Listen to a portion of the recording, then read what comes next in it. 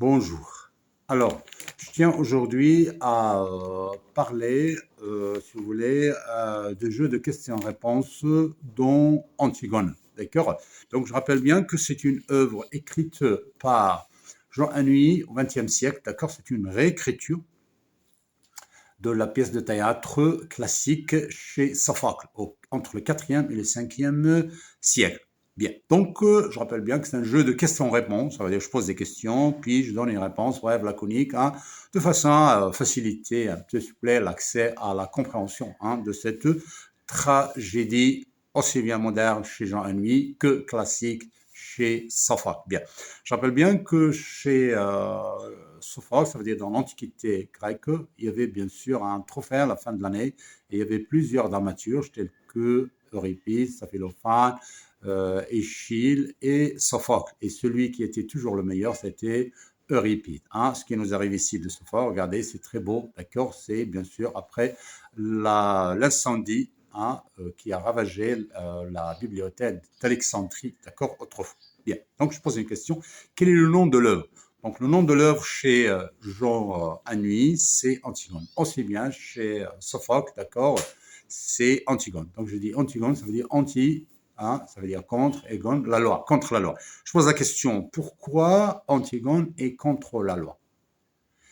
Elle est contre la loi, elle est contre la loi de Crayon.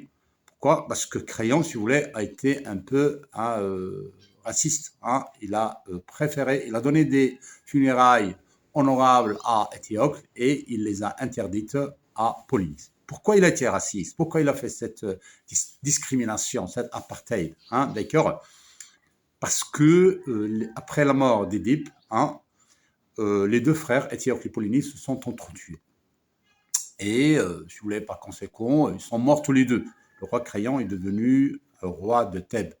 Mais dans la loi grecque, celui qui donne de l'aide et il est vaincu n'a pas droit, si vous voulez, aux funérailles honorables. Donc, Polynice a demandé de l'aide et par conséquent, il est tué. Donc, il n'a pas accès, il n'a pas droit à des funérailles honorables. Et par conséquent, son corps doit être exposé aux vautours, charognards et aux chacals, d'accord, pour, si vous voulez, souffrir dans l'au-delà. Alors, qui s'oppose à Crayon? Donc, c'est Antigone. Pourquoi il s'oppose? On a déjà répondu, c'est parce que il demande des funérailles, il demande l'enterrement de son frère, Polynice, bien sûr, comme Étiocle. Bien. Donc, le projet d'Antigone, je pose la question, quel est le projet d'Antigone? Donc, le projet, son seul projet, d'accord, même au prix de la mort, c'est l'enterrement de son frère Polynice. Bien. Alors, je rappelle le nom, si vous voulez, de l'œuvre. On a dit, c'est Antigone, aussi bien chez les deux écrivains, aussi bien Jean Anouilh que Sophocle. Ça veut dire Antigone, réécriture, XXe siècle, et Antigone, chez Sophocle, dans l'Antiquité grecque. Quel est le genre de l'œuvre? Donc, c'est une tragédie moderne chez Jean Anouilh. C'est une tragédie moderne. Oui, alors, l'auteur, bien sûr, du XXe siècle, c'est Jean Anouilh. L'époque, bien sûr, c'est le XXe siècle. Quelle est la date de sa production? Donc, c'est 1942. Et la date de sa parution, c'est 1944. Je parle de Jean Anouilh, ça veut dire l'écriture. D'accord? Donc, comment elle a été écrite, si vous voulez, Antigone chez Sophocle? C'était en vers, d'accord? C'était de la versification, c'est-à-dire on la chantait même dans, je sais pas moi, des fêtes, des occasions, d'accord? Des célébrations. Donc, elle a été écrite en vers. Tandis que chez Jean Anouilh, elle est en prose, en un seul acte. Tandis que chez Sophocle, elle a été écrite en 5 actes et sur 28 scènes. Bien. Je vais dire, si vous voulez, quels sont les personnages. D'accord? Donc, je vais revenir à ces personnages-là, si vous voulez, d'une façon un peu détaillée. Donc, le personnage principal ici, c'est Antigone. Donc, Antigone, bien sûr, c'est la fille d'Édipe et de Jocaste. D'accord? Édipe s'est suicidé, Jocaste aussi s'est suicidé, après avoir su que Jocaste avait, si vous voulez, épousé son fils et Oedipe avait, si vous voulez, épouser sa mère. Donc, c'est un drame, si vous voulez, c'est tragique, hein, c'est dramatique, hein, c'est plus fort que la tragédie, d'accord? Donc, Antigone, c'est, si vous voulez, la fille rebelle, la fille noiraude, petite maigre, silencieuse, mais renfermée, mais elle a été osée, hein. Elle a osé défier la loi de Créon, d'accord? Pour, bien sûr, l'enterrement de son frère Polynice. Bien. Donc, nous avons Antigone, d'accord? Puis, nous avons sa sœur Ismène. Donc, Ismène, c'est l'aînée, d'accord? Elle est plus belle qu'Antigone. Mais elle est rieuse, blonde, belle, hein, sensuelle, éblouissante, mais elle est moins osée, d'accord, que sa sœur Antigone, d'accord? Donc, si vous voulez, le troisième personnage, c'est, si vous voulez, Créon. Donc, Créon, c'est le frère de Jocaste, hein, ça veut dire la mère, hein, d'Ismène, d'Éthéocle, Polynice, hein, et Éthéocle. Bien. Donc, Créon est intronisé, d'accord, roi après la mort d'Édipe, et après, bien sûr, le massacre, la tuerie, si vous voulez, des deux frères, hein, Éthéocle et Polynice. C'est le roi de Thèbes. Alors, Aimon, c'est le prince amoureux, le fils, bien sûr, d'Eurydice et de Créon, d'accord, mais il est le fiancé, il est l'amant, hein, d'Antigone. Bien.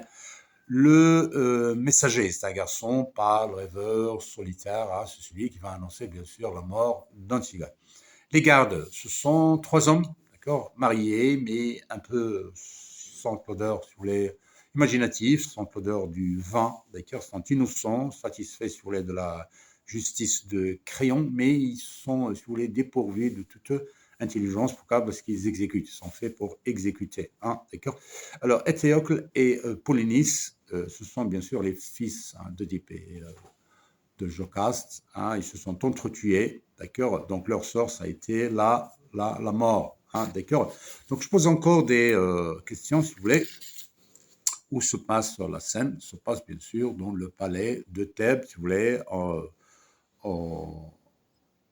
si vous voulez, dans la Grèce, hein, antique, hein, d'accord.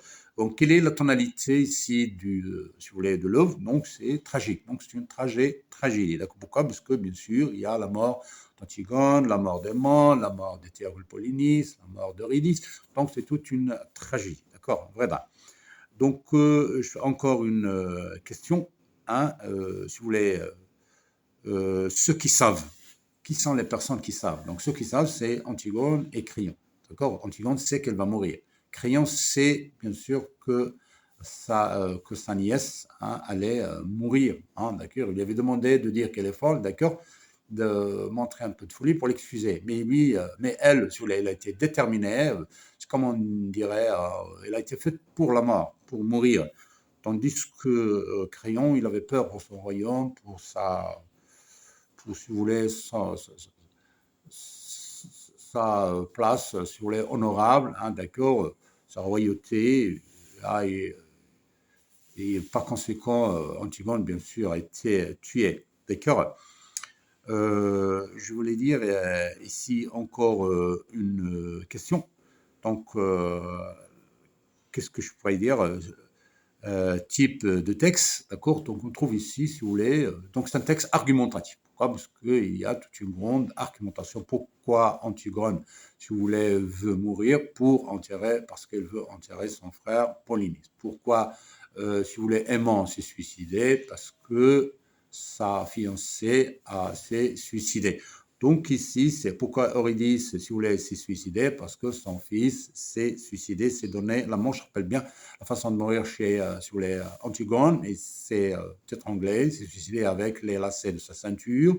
Aimon s'est donné la mort avec l'épée, s'est éventré, si vous voulez, s'est ouvert le ventre, comme le harakiri chez les Japonais. Et Eurydice s'est suicidé, s'est donné la mort en s'égorgeant avec les tiges de son, si vous voulez, les tiges de tricotage. Bien. Donc, j'espère que c'est un questionnaire qui va très bien vous intéresser tant qu'élève de première année du bac, d'accord?